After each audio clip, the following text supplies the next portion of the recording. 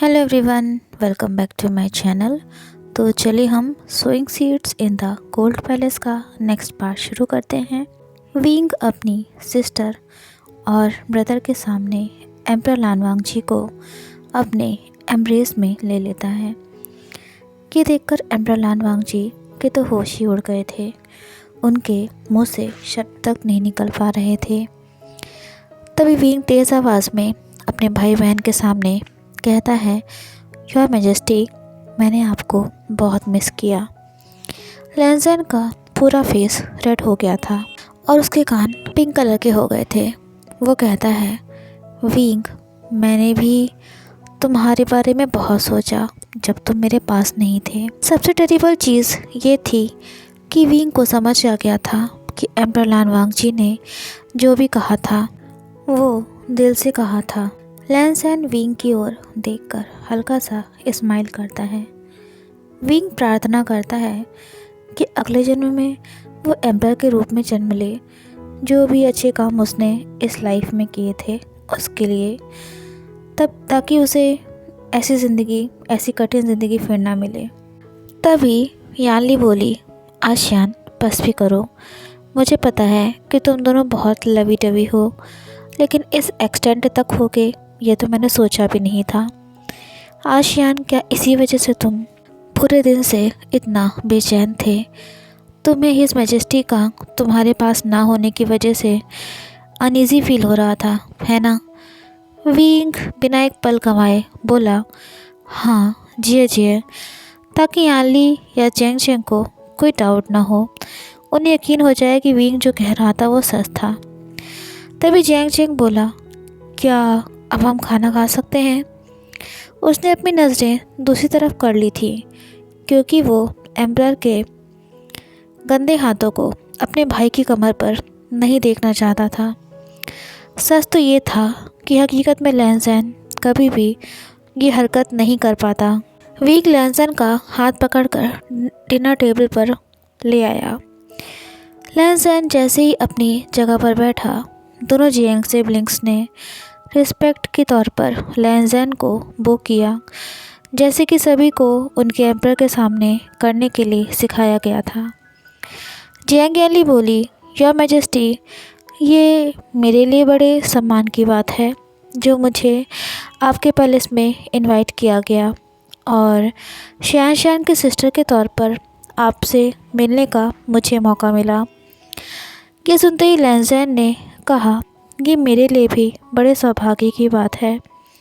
पर Jiang Cheng अपनी sister के बिल्कुल अपोजिट नेचर का था। उसने अपनी नज़रें टेबल की तरफ कर रखी थी। वो बोला, क्या मैजेस्टी, पर उसे ये एम्परर बिल्कुल ही पसंद नहीं थे। बस एक बार जियांग चेंग को एम्परर के फेस की तरफ देखने की ज़रूरत थी। वो उनके दिमाग में विंग के लिए जो ईविल थॉट्स चल रहे थे वो उन सब थॉट्स को पढ़ सकता था। विंग लैंसन के बगल में बैठते हुए बोला, आए यहाँ, अब जब सारी फॉर्मेलिटीज़ की जा चुकी हैं तो अब हम सब खाना खाते हैं, ठीक है? लैंसन चुपके से एक नज़र विंग की ओर देखते हुए बोला, सब कोई तैयार थे पर किसी की भी हिम्मत नहीं थी कि वो एम्परर के पहले खाना खाना शुरू कर दें। विंग को महसूस हो रहा था कि लैंसन उसी की ओर देखे जा रहा था, जिसकी वजह से उसे बेचैनी सी हो रही थी और गुस्सा भी आने लगा था। अब और क्या चाहिए था एम्परर को विंग से? तभी विंग लैंसन से बोला, क्या मेरे फेस पर कुछ लगा हुआ है? ये सुनते ही लैंसन का फेस हल्का सा रेड हो गया, मानो जैसे कि वो चीज़ वो अपने लिप्स से कभी कह ही नहीं सकता था। लैंसन विंग के खूबसूरत चेहरे को एडमायर करते हुए बोला, मेरे लिए ये पहली बार है जब मैंने विंग को इतना सारा रेड क्लॉथ्स पहने हुए देखा है। विंग, ये कलर तुम पर सूट कर रहा है। अरे हाँ, आज तो विंग को बहुत ही खूबसूरत तरीके से तैयार किया गया था। उसके जो कपड़े थे, उसने जो कपड़े पहने थे, जिस कलर के कपड़े पहने थे, वो सिर्फ एक एम्प्रेस के लिए ही थे। कोई आम आदमी उन्हें नहीं पहन सकता था। बाकी सब टाइम जब भी लैंज़ेन और विंग मिले थे एक दूसरे से, तब विंग ने डल कलर के कपड़े पहने हुए थे, वो भी उस सिल्क के जो उसे जेंतियान पैलेस में मिला था, जो कि शायद बाकी भुलाई जा चुकी वाइफ्स का था और थर्ड रेट कॉन्क्यूबाइंस का। उनकी वेडिंग नाइट के बाद से विंग के पास कोई रीज़न नहीं था रेड कलर फिर से पहनने का। हालांकि एक टाइम पर रेड कलर विंग का फेवरेट कलर हुआ करता था, उसे वो कलर बहुत पसंद था। तभी जियांग यांली आश्चर्य से कहने लगी, क्या योर मैजेस्टी को वेडिंग नाइट पर मेरे भाई के बारे में याद नहीं है कि वो कैसा लग रहा था? आशियान कितना ज़्यादा ब्यूटीफुल लग रहा था उस दिन, पूरी दुनिया में सबसे ब्यूटीफुल ब्राइड। रेड कलर वाकई में विंग के लिए ही बना हुआ है। लैंज़ेन को एक सेकंड लगा, उसकी आंखें शर्म से भर गईं। वो बोला, ओह ऑफ कोर्स, विंग सच में सबसे ब्यूटीफुल ब्राइड था। पर विंग को खुद को रोक नहीं पाया ये कहने से। वो लैंज़ेन से बोला, आपको पता होता अच्छे से, अगर आप उस दिन मुझे और ज़्यादा देखते और अच्छे से देखते। जियांग यांली और जियांग चेंग के लिए शायद ये मैरिड कपल्स के बीच की एक हल्की फुल्की सी टीजिंग थी या शरारत भरी बातें थी, पर विंग जानता था कि ये कुछ नहीं बल्कि एक कड़वा सच था जिसे तोड़ मरोड़ कर कहा गया था। लैंज़ेन को बहुत ज़्यादा अफसोस था, उसे बहुत रिग्रेट हो रहा था। वो अपनी नज़रें उठाता है और विंग की आंखों में देखते हुए बोला, ये मेरा लॉस था। अच्छा होता अगर हमें वो दिन फिर से मनाने का मौका मिलता। ये सुनते ही जियांग यांली सजेशन देते हुए बोली, सेकंड वेडिंग। पर तभी विंग ने बीच में ही उस बात को काट दिया और कहा, नहीं, हम में से कुछ के पास वैसी सुविधा नहीं होती है। जियांग यांली बोली, आशियान, ये तुम कैसी बातें कर रहे हो? तुम्हारे हस्बैंड एम्परर हैं, वो जितनी चाहे उतनी सारी वेडिंग्स कर सकते हैं। किंगडम हमेशा ही उनकी वेडिंग को सेलिब्रेट करने में खुश होगा। विंग बोला, फिर तो ये शादी की पवित्रता की पूरी तरह से हार होगी। हमें सिर्फ एक मौका मिलता है तो हमें उसमें सही से हर काम करना चाहिए, उसे सही से एंजॉय करना चाहिए। जियांग चेंग बोला, मैं विंग की बात से बिल्कुल सहमत हूँ। विंग बिल्कुल सही बोल रहा है। क्यों एम्परर को दूसरी सेरेमनी करने की क्या ज़रूरत है? सिर्फ इसलिए क्योंकि वो कुछ चीज़ें भूल गए हैं। उन्हें याद नहीं है कि विंग उन रेड क्लॉथ्स में कैसा लग रहा था। उन्हें चीज़ों को फॉर ग्रांटेड नहीं लेना चाहिए था। वाह, आज पहली बार विंग जियांग चेंग की इस बात से पूरी तरह से राज़ी था। वो बोला, आज जंग तुम मैच्योर हो चुके हो। ये सुनते ही जियांग चेंग बोला, विंग, ये सब तुम क्या कह रहे हो? मैं उन सब रिचुअल्स से फिर से नहीं गुजरना चाहता। लैंज़ेन को जियांग चेंग की ये बातें अच्छी नहीं लगी थी, पर विंग के लिए वो उन्हें जाने देता है। तभी वो बोला, चलो ठीक है, अब हम खाना खाते हैं। जियांग चेंग और जियांग यांली अपने अपने राइस बाउल्स ले रहे थे, पर लैंज़ेन टेबल पर रखे मीट और वेजिटेबल डिशेस को उठाकर थोड़ा थोड़ा उठाकर विंग के बाउल में रख रहा था। लैंज़ेन ने कहा, विंग, इसे खा लो। मील शुरू होने से पहले ही विंग का बाउल ऊपर तक पूरी तरह से भर गया था। विंग धीरे से बोला, thank you your majesty. Jiang Yanli Wing के बाउल की तरफ देख रही थी। वो बोली, श्यान, तुम सोयाबीन स्प्राउट्स कब से खाने लगे? तुम तो उन्हें उठा कर मुझे खाने के लिए देते थे, तुम्हें तो बिल्कुल ही पसंद नहीं थे। ऑफ कोर्स, लैंज़ेन को ये पता ही नहीं था। उन्होंने कभी भी एक साथ खाना नहीं खाया था, तो फिर कैसे लैंज़ेन को विंग की पसंद नापसंद, उसको क्या अच्छा लगता है, ये सब कैसे पता होता?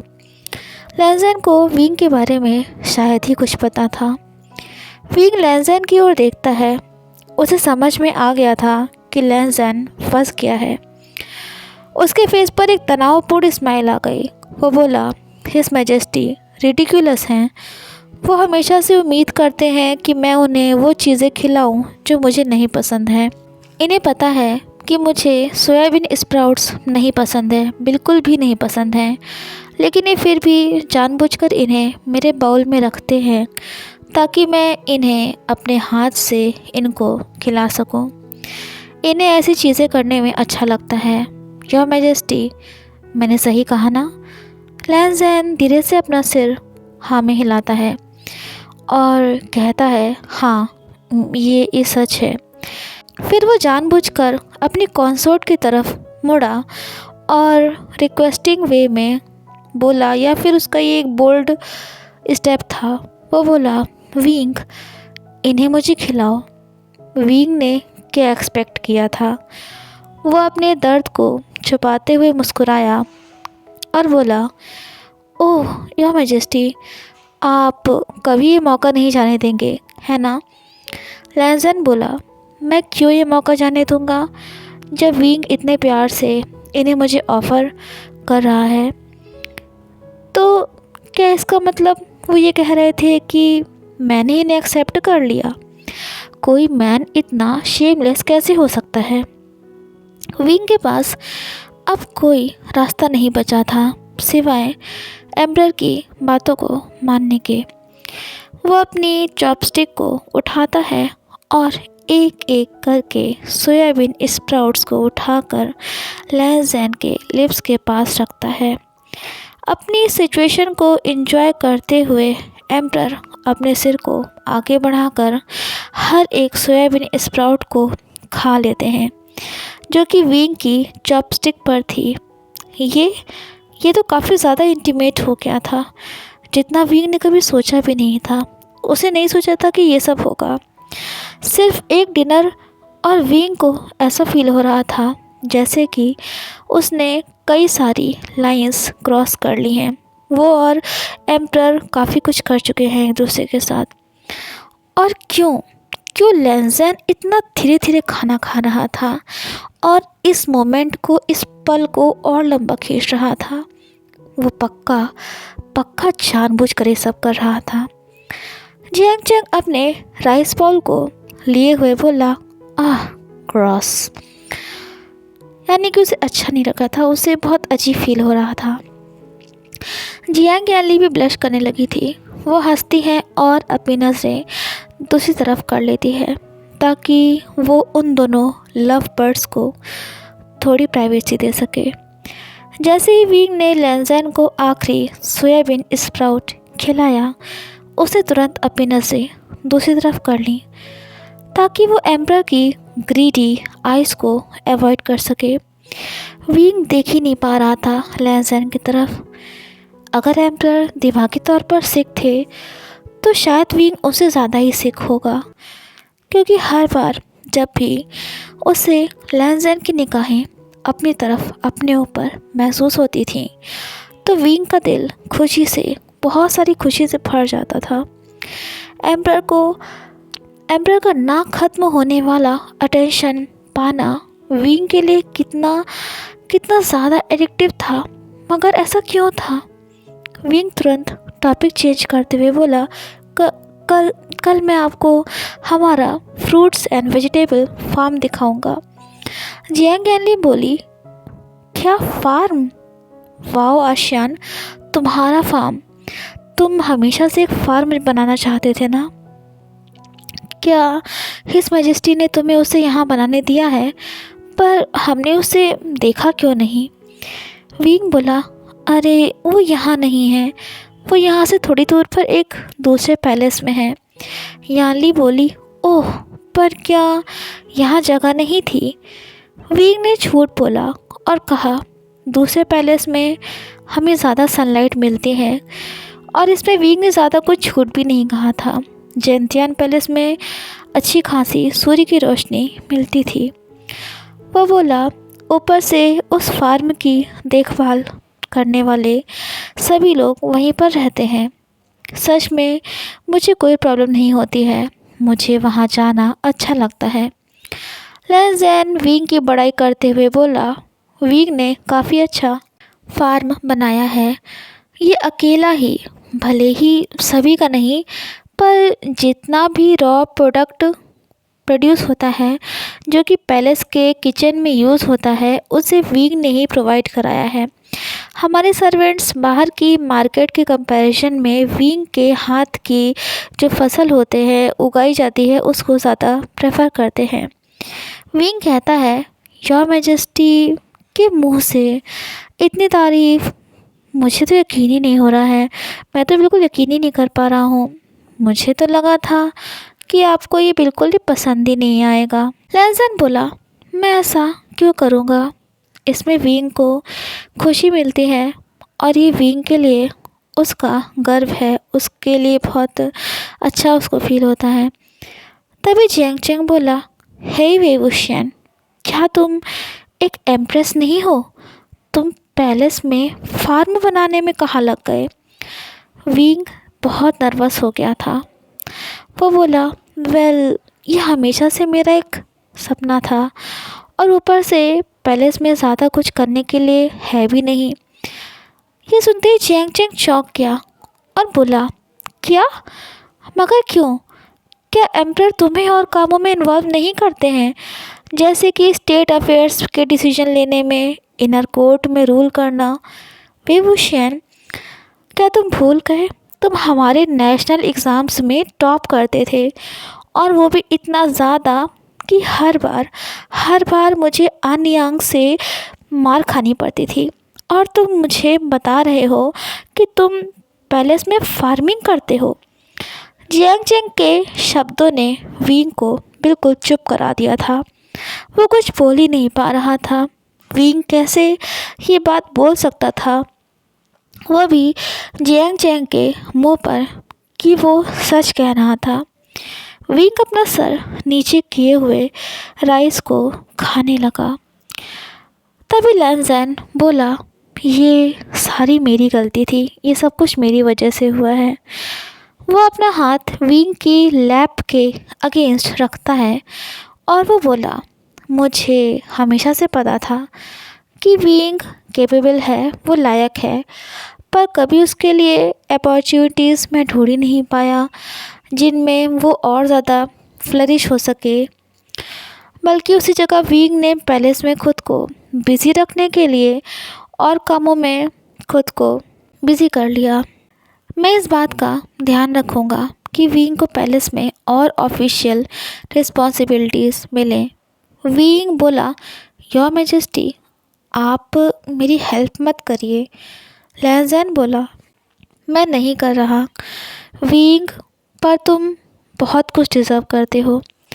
विंग ये सुनकर शॉक्ड हो गया था, पर वो अब कुछ नहीं कर सकता था सिवाय लैंज़ेन की हाँ में हाँ मिलाने के। जियांग चैंग अपनी नोज़ टच करते हुए बोला, अच्छा है, वरना मुझे इतनी जो मार पड़ी थी वो सब वेस्ट हो जाती और मुझे बिल्कुल भी अच्छा नहीं लगता।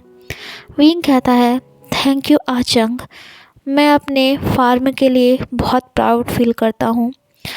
वहाँ तुम मेरी हैंडमेडन वेंचिंग से मिलोगे, मेरे हेड गार्ड वेनिंग, मेरे फेवरेट वेन पोपो और मेरे लिटिल आई युआन से मिलोगे। इनफैक्ट मुझे तुम्हें उस आई युआन के बारे में बताने दो। आचंग, वो मुझे तुम्हारी याद दिलाता है जब तुम एक बच्चे थे। और फिर जियांग सिबलिंग्स लिटिल आई युआन की बातों से पूरी तरह से डिस्ट्रैक्ट हो गए थे और उनमें विंग की पैलेस लाइफ के बारे में जानने की उत्सुकता और ज़्यादा बढ़ गई थी। सो फ्रेंड्स, ये पार्ट आपको कैसा लगा कमेंट्स में बताइएगा ज़रूर, और वीडियो अच्छी लगी हो तो लाइक शेयर, चैनल को सब्सक्राइब करना मत भूलिएगा। मिलते हैं नेक्स्ट पार्ट में जल्दी। Till then take care and have a nice day.